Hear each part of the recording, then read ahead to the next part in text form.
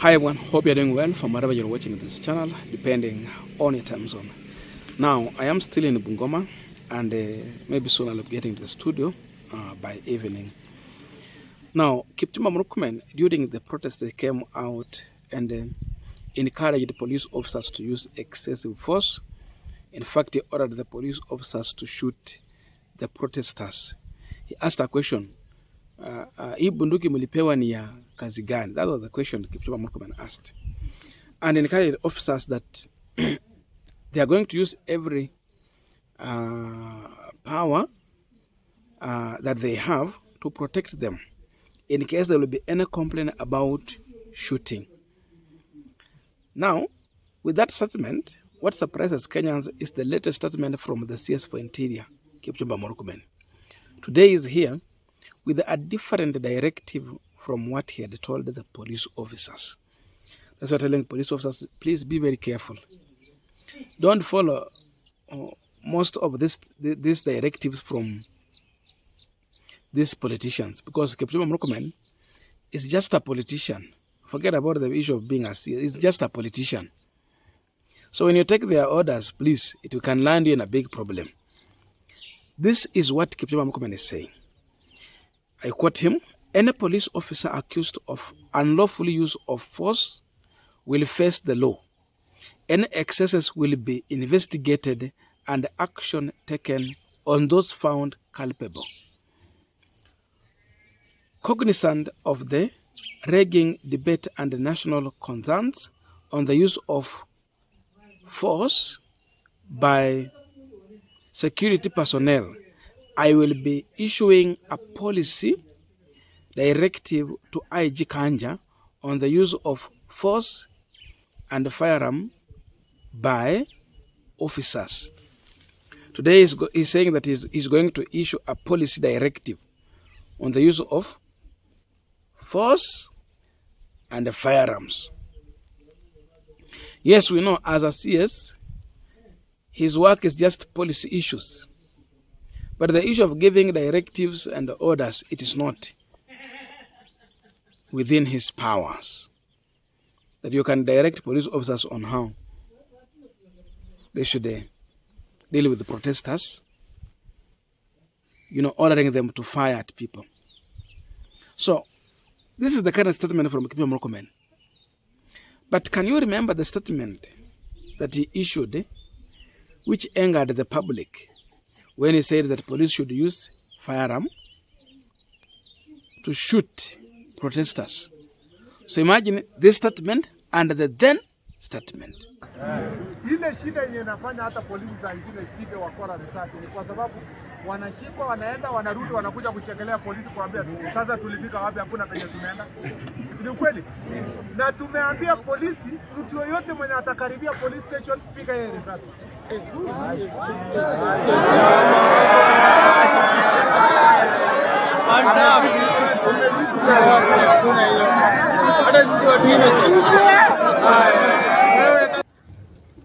Mmenisikia? Yes sir. Hii bunduki mmepewa hapa, mimi sijapewa. Na hamkupewa ndio ikue decoration. Mtu akijaribu police station anakuja kuchukua atu bunduki, anataka kupiga wewe maisha yako. Jiokoe kwanza. Hiyo story nyingine ya sijui ati ulifanya nini, hiyo tutafanya baadaye na mimi nitakuwa mbele kukutetea. Thank you sir. Tumeelewana? Yes sir. So, please, hiyo ya jana ikue ya mwisho. Police station na police officer. Unatoroka tu wakati unaona ile yenye uko nayo, hata ukipeleka 5 6 bado ni wengi. Lakini kwa mjinga watu 10 20 hapo, wewe unashindwa na hiyo kazi. Na ulipelekwa shule kufanya hiyo kazi. You have to protect yourself, protect the country and protect our nation. And we will defend you to the hilt. Mtaona waja walete Kiingereza ati jana ilikuwa nini. Si mtaona hata vile mimi nitafanya. Yes. Na nitafanya kwa nguvu yote. Na hii sio yangu peke yake, ni amri kutoka juu. Mumesikia? Yes sir. Yeah, so sorry. Now, I want us to continue with the panel discussion, but before we go deep into that, I have a quick and humble request. For those who are watching this channel and you have not yet subscribed, please consider subscribing. To our returning subscribers, I must say thank you so much. And again, to all our viewers, please give this video a thumbs up. By the way, Bungoma is green. You can see this maize plantation behind me. So people are doing both. We have sugarcane farming. You can see from that end, it's sugarcane. We also have maize. So it's green. Green. You can see that's Bungoma County. The area is green. It's either maize or a sugarcane plantation. That is the major activity that people are engaged in at this other side of Kenya. Now, thank you. Let us go back to our discussion. Now, Kenyans are wondering with this government that what kind of government can it be this one, where you come out more of with a confusing statement. At this point, you are saying this. In the other minute, you are saying something different. So we wonder, do we still have a government? And what kind of government is that? The statement that you see here is different from the statement that Kipchumba Murkomen issued. It's completely different. So how do you take this? These are the leaders. Kenyans were reacting to Kipchumba Murkomen. They are giving their views in the latest statement because they can remember the first statement that he issued, and we'll be looking into the comments. Really, we see a most confused government ever. But the question is then, what led Kipchumba Murkomen to issue this statement that is in contrary with the first statement that he issued? Because we asked at the first place, when the police station was burned down, the question was, why? And who are burning these police stations? We have seen suspect, because we cannot say that they are a criminal. These are a suspect. You know, you are innocent until proven guilty. That is the law. Even in lawyer Kenya. So as long as you are in a police custody, you are not a criminal. You are just a suspect until proven guilty. That means the case has been heard to a logical conclusion where a ruling has been made to confirm indeed you committed the crime alleged on you. So we have seen suspects in police custody being killed in the hands of police officers. Right inside the police cell, a government institution, a government installation. So if Kenyans are not safe in a government installation, our life is not guaranteed. Some time back, a police station was a safe haven for some Kenyans. Labda unafuatwa na watu mahuni, unakimbia kwa police station for your safety. Even if you have committed a crime, unafuatwa na mob justice, unakimbia ndani ya police station. It was safe haven. Umechelewa, ulikuwa unaenda mahali, usiku imekupata, unaingia police station. That was a safe haven. Lakini Kipchumba Murkomen alisema ya kwamba ukienda kwa police station upigwe risasi. Tukashangaa, where can we report cases now? Now police station imesemekana huwezi enda ndani upigwe risasi. Where can we report cases?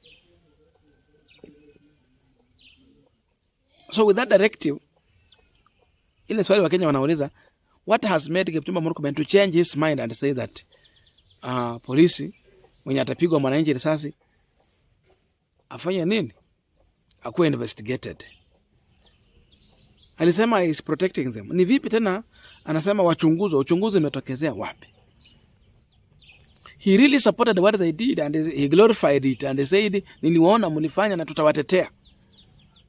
Today, a contradicting statement from the same CS. This is alarming. It is a warning to the police officers. It is good you take order from your seniors.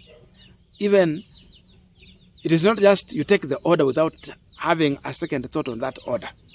Because we are aware of an order by the DIG Eliud Lagat, that landed some officers and an OCS in a big trouble as we are speaking today. So it is not even every order that you will take. Be very careful with the kind of orders you are taking, because now I see Kipchumba Murkomen contradicting his own statement. So how do you take that statement? How do you take it? How do you take that statement from Kipchumba Murkomen?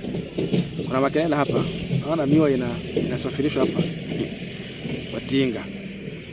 Now, Kenyans are reacting to Kipchumba Murkomen's statement, and I want us to go through the comments before we conclude this discussion. Some of the comments are here.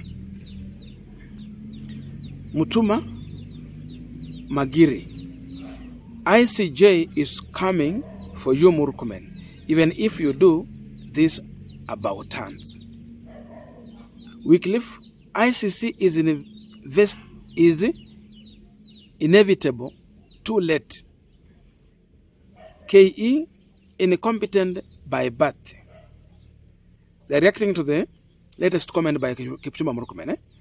Sally, these are the results when boys led elders.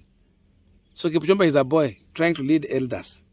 The true meaning of Kigeugeu. John Kimani. Hey, please, no need.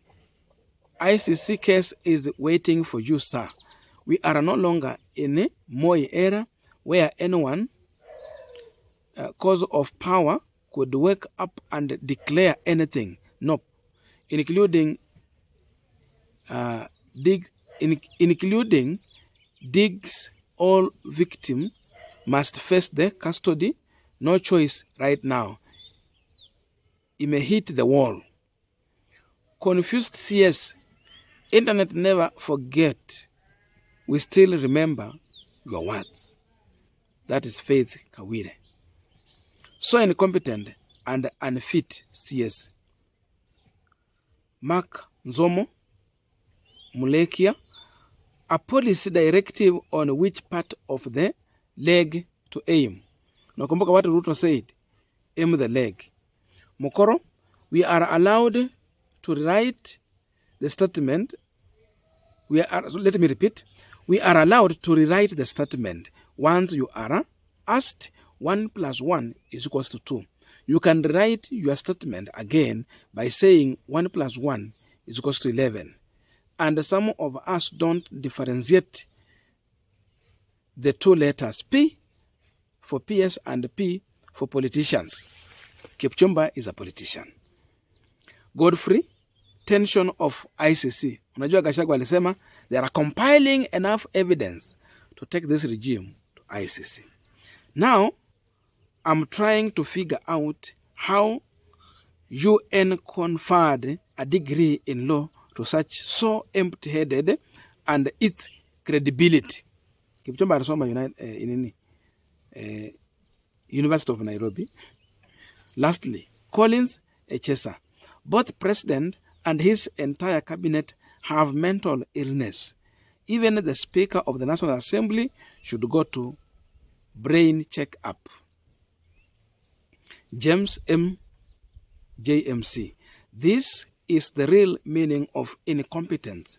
Competing to be the dumbest public officer in the history of Kenya. Lastly, Kyuki Kaguru. He must have watched a video of Museveni demonstrating how to behave with the gun during demonstrations, though it was a story of a pot calling a kettle black. I think I shared that video here. Now, I don't know your views, but please let us meet in the comment section to continue with this discussion. Thank you so much, and I'll see you in our next video.